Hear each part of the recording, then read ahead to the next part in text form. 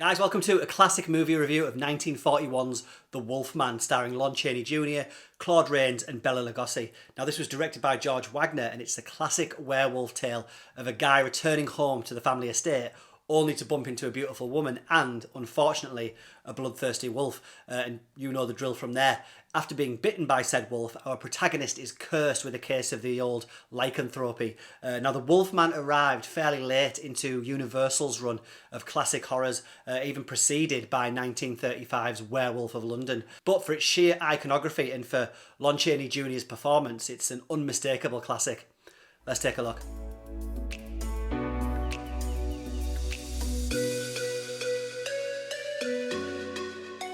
What's this? Oh, a stick with an horse's head handle. It's not a horse's head, that's a wolf's head. Mr. Frank, them tracks back there. A wolf!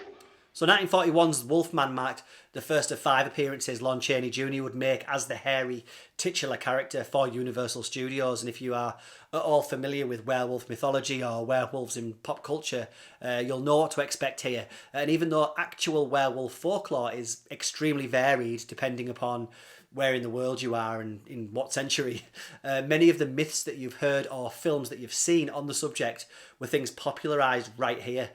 Things such as the only way to kill a werewolf is with silver or a silver bullet, as well as werewolves and their victims being marked with pentagrams. Now, some of the mythology is taken from the aforementioned Werewolf of London in the mid-30s, such as a werewolf bite turning another person into a werewolf. Here, though, we also get a sprinkling of the occult with talk of curses, etc. Anyway, it's all great fun and it's wrapped up in a zippy 70-minute runtime.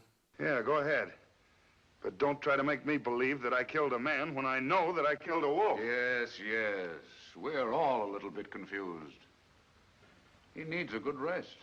Now, this was classic Hollywood legend Lon Chaney Jr.'s true arrival on the horror movie scene. He'd been acting since the very early 20s, but from here, his filmography explodes into a series of horror movies such as The Mummy's Tomb, Son of Dracula, House of Frankenstein, The Mummy's Curse, the list goes on. Chaney, of course, being the son of Lon Chaney Sr., who was immortalised as Quasimodo in The Hunchback of Notre Dame and as the Phantom in The Phantom of the Opera. Anyway, here, Chaney Jr. is a guy who returns home to his family's estate in Wales, where he's reunited with his father, Sir John, played by the excellent Claude. His brother has died very recently, and the pair decide to leave the past behind and build a new future. Now, Larry is only in town for a moment before he spies, quite literally actually, the lovely Gwen Conliffe, played by Evelyn Ankers, daughter of the local antique dealer.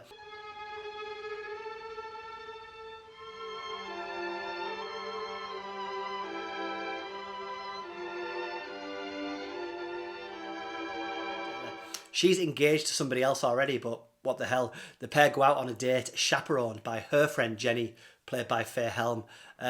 Tough beat for Jenny, by the way, as she's mauled to death by a vicious wolf, and as Larry tries to intervene, he's wounded by the wolf, and well, we all know how that goes.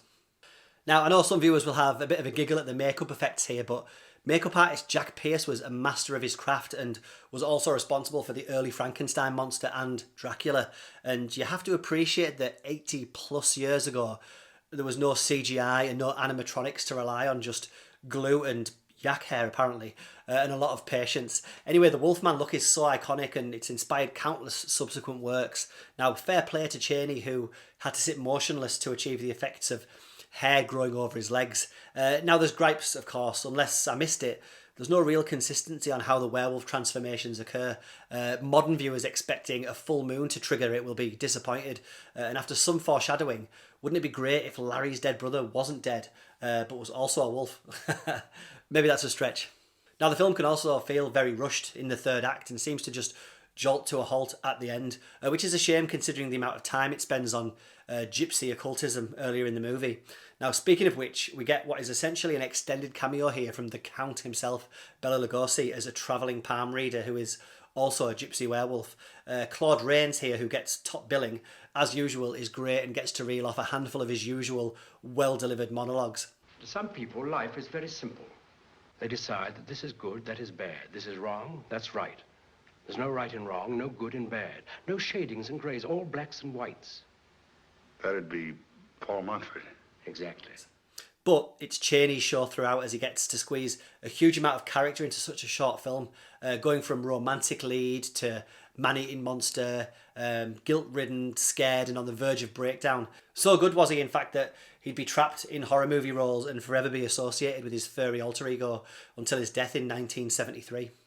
Now, one of the main stars here for me is the photography by Joseph Valentine, who also shot a few Hitchcock films, Saboteur, Shadow of a Doubt and Rope. And here we get dark and dingy forests and misty graveyards. It's certainly as atmospheric, if not more so, than the previous crop of Universal monster movies.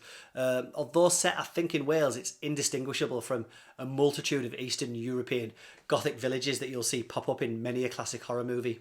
Now, I've always had a personal soft spot for the Wolfman and for the werewolf myth as a whole. The Wolfman's a tragic monster, a victim of circumstance. He never asked to turn into a vicious beast, and much like Marvel's Incredible Hulk character, there's the funny plot mechanic of having him transform, run amok, but then wake up dishevelled with no memory of the murderous mischief he's caused, almost like he's been on a drunken rampage. Now, there are some interesting themes here, certainly for the early 1940s around mental health. Claude Rains' character, Sir John, has his son see a doctor to persuade him that all this werewolf silliness is all in his head. And it's funny to see that even if it was the case, as long as Larry wanted to be cured, his troubles would soon be over. Larry, how can I help you get rid of this fear, this mental quagmire you've got yourself into? What can I say to you? You don't understand. You think I'm insane. Why... And so there's this seesaw between medicine and superstition throughout, and I'm sure you can read far too deeply into the animalistic side of Larry being brought out as a reaction for his lust for the temporarily unavailable Gwen. Now, I think my favourite werewolf movie is probably still 1981's American Werewolf in London, but for sheer rewatchability and classic film charm, this is a close second and an essential chapter of horror movie history. Go check it out. Even a man who is pure in heart and says his prayers by night may become a wolf when the wolfbane blooms and the autumn moon is bright. So you know that one too, huh? Of course. Everyone knows about werewolves.